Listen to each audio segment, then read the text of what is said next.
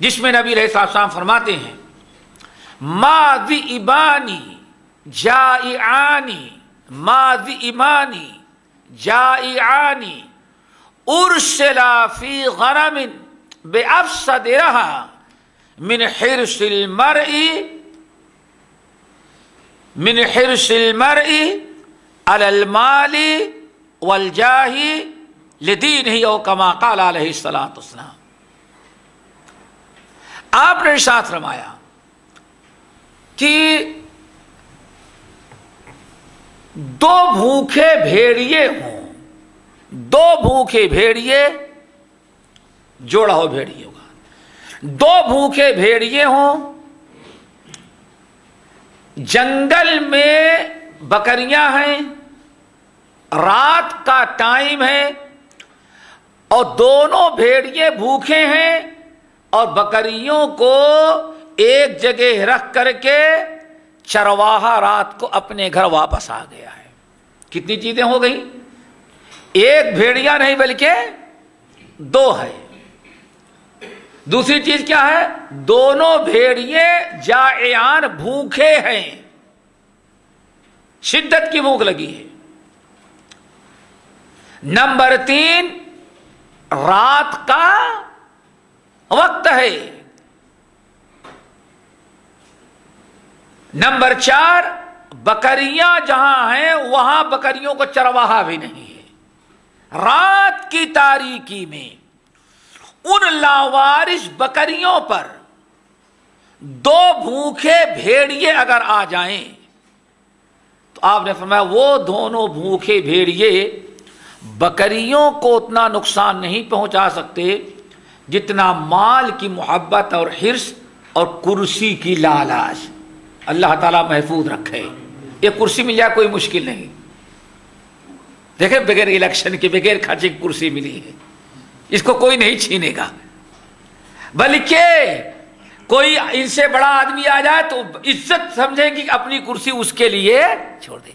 یہ کرسی جو بغیر مانگے آتی ہے وہ بڑی عزت والی ہوتی ہے، اور جو یہ لڑ کر کے کھلا کر کے پلا کر کے آتی ہے وہ کرسی بڑی خطرناک ہوتی ہے۔ اللہ تعالیٰ اس کرسی سے سب کو بچائے، ورنہ دیکھ رہے ہو حشر کیا ہو رہا ہے۔ اللہ اکبر۔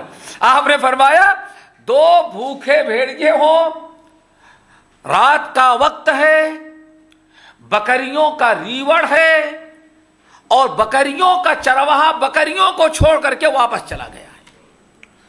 وہ دونوں بھوکے بھیڑیے رات کی تاریکی میں بکریوں کو اتنا تباہ نہیں کر سکتے جتنا مال دولت دنیا کی حرص طمع اور کرسی کی لالچ انسان کے دین کو برباد کر دیتی ہے۔ اسی لیے دین کو سب سے زیادہ نقصان پہنچانے والی چیز کیا ہے؟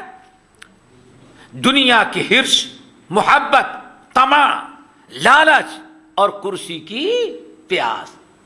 یہ نہایت خطرناک چیزیں، آپ نے فرمایا یہ دونوں چیزیں آدمی کے دین کو جتنا نقصان پہنچا دیتی ہیں، جس قدر دین کو بگاڑ دیتی ہیں، رات کی تاریکی میں لاوارث بکریوں کو دو بھوکے بھیڑیے اتنا نقصان نہیں پہنچا سکتے۔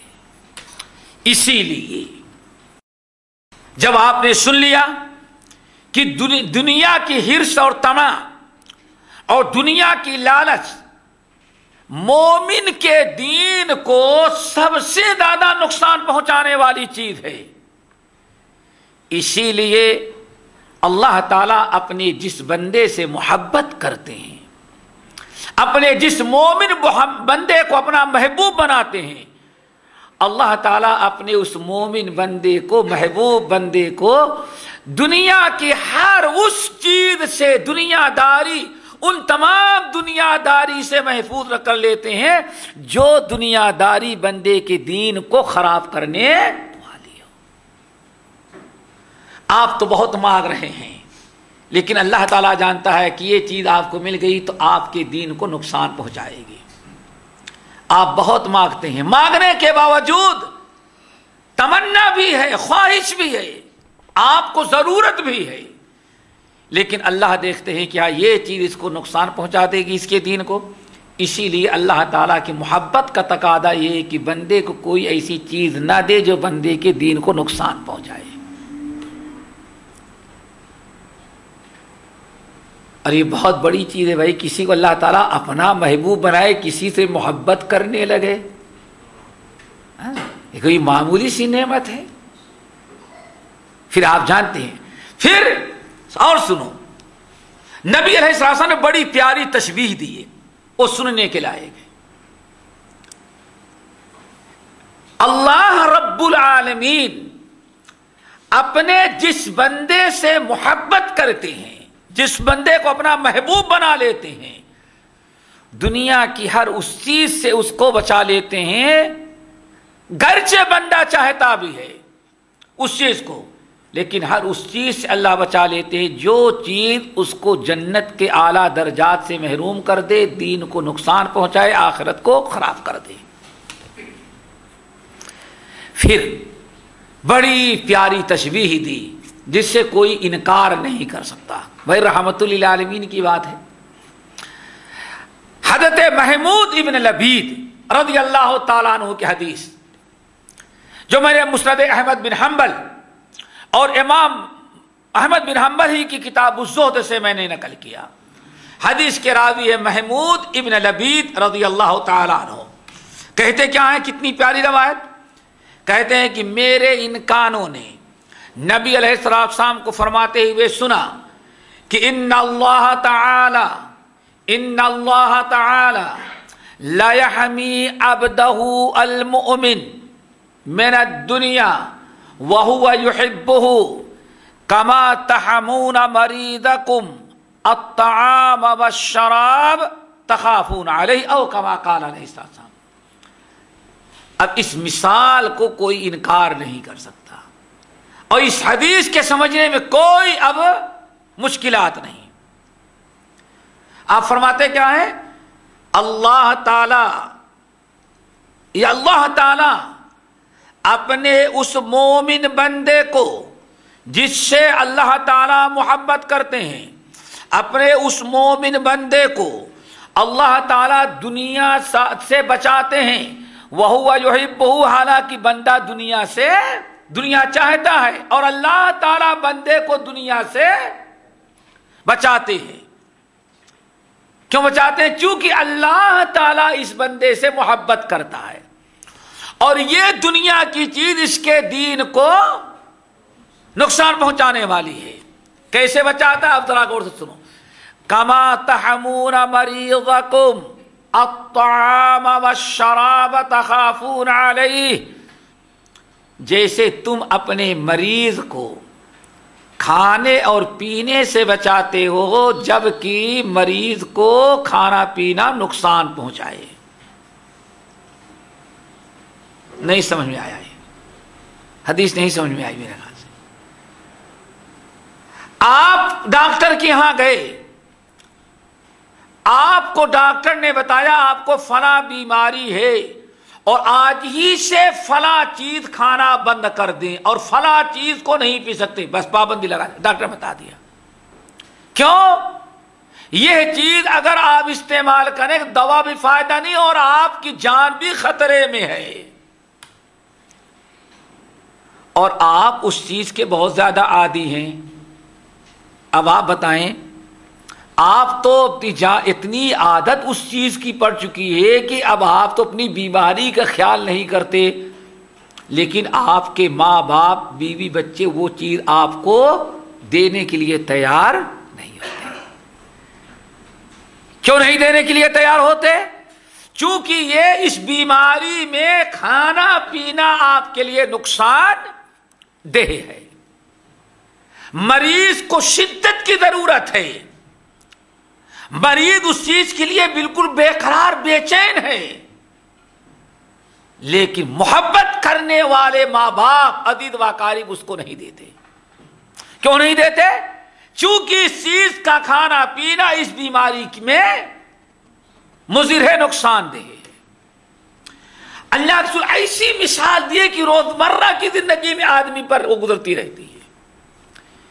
ایک ماں معلوم ہے، ماں کو، ایک باپ کو اچھی طرح سے معلوم ہے کہ چھوٹا سا بچہ ہے، اس کا گلا پکا ہوا ہے، ٹانسل بڑھا ہوا ہے، بخار ہے، شدت کی تکلیف ہے، ڈاکٹر دوا دیتا ہے اور کہتا ہے اس کو ٹھنڈے پانی سے بچاؤ، آئس کریم سے بچاؤ، فلاں چیز سے بچاؤ۔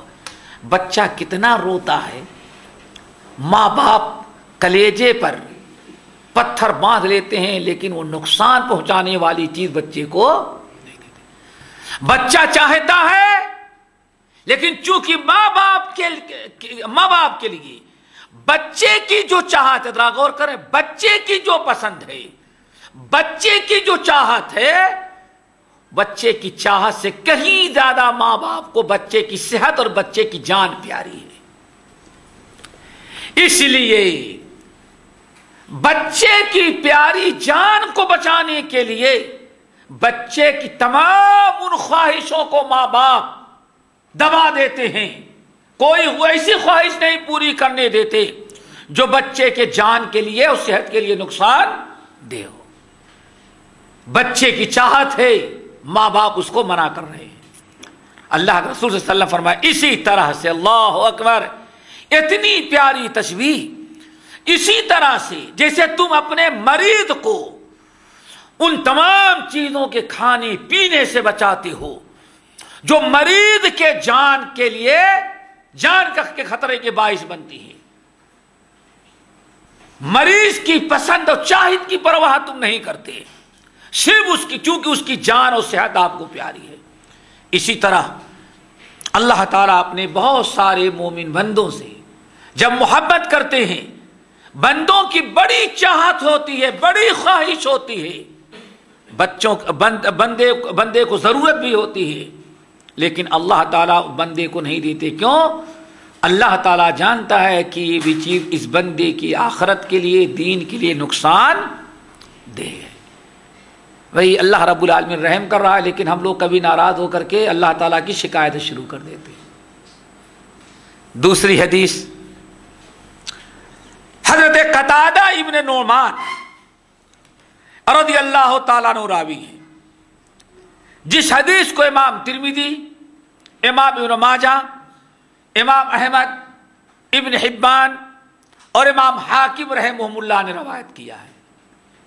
حدیث کے راوی قتادہ ابن نعمان رضی اللہ تعالیٰ عنہ، اس سے بھی زیادہ پیاری، ان رسول اللہ صلی اللہ علیہ وسلم قال اذا احب اللہ عبدا، رسول اللہ علیہ وسلم فرماتے ہیں، کیا فرماتے ہیں؟ ان اللہ اذا احب عبدا، جب اللہ تعالیٰ کسی بندے سے محبت کرنے لگتے ہیں۔ اب کب محبت کرتے ہیں؟ بندہ جب اپنے دین، ایمان، شریعت کی پابندی کرتے کرتے، نیکیاں کرتے کرتے، جیسے کہ حدیث کے اندر آتا ہے، اللہ تعالیٰ محبت کب کرتے ہیں؟ اللہ اکبر، بڑی طویل حدیث ہے جس کا خلاصہ یہ ہے، نبی علیہ السلام، اللہ تعالیٰ فرماتے، حدیث قدسی ہے، اللہ کے رسول صلی اللہ علیہ وسلم، اللہ تعالیٰ فرماتے ہیں کہ سب سے زیادہ اگر بندہ اللہ تعالیٰ کا تقرب اپنے کسی عمل کے ذریعے حاصل کر سکتا ہے تو فرائض کی پابندی ہوتی ہے۔ فرائض کی پابندی سے زیادہ اللہ تعالیٰ کے تقرب کا کوئی دوسرا ذریعہ نہیں ہوتا۔ پھر وَلَا يَزَالُ عَبْدِي يَتَقَرَّبُ إِلَيَّ بِالنَّوَافِلِ، اور اللہ کے رسول اللہ تعالیٰ فرماتے ہیں، اور بندہ فرائض کی ادائیگی کے بعد لا یزال عبدی یتقرب الی بالنوافل، میرا بندہ نوافل کی پابندی کر کے برابر میرے قریب پہنچنے کی کوشش کرتا رہتا ہے، نوافل کی پابندی کر کے میری رضا اور خوشنودی حاصل کرنے کی کوشش کرتا رہتا ہے، یہاں تک کہ ایک دن اپنی نفلی عبادت کے ذریعے اس مقام تک پہنچ جاتا ہے کہ میں بندے کو اپنا محبوب بنا لیتا ہوں۔ پھر جب اپنے بندے کو میں نے اپنا محبوب بنایا اور بندے سے میں نے محبت کر لیا تو اس کا میں کان بن جاتا ہوں جس سے وہ دیکھتا ہے، سنتا ہے، وہ آنکھ بن جاتا ہوں جس سے وہ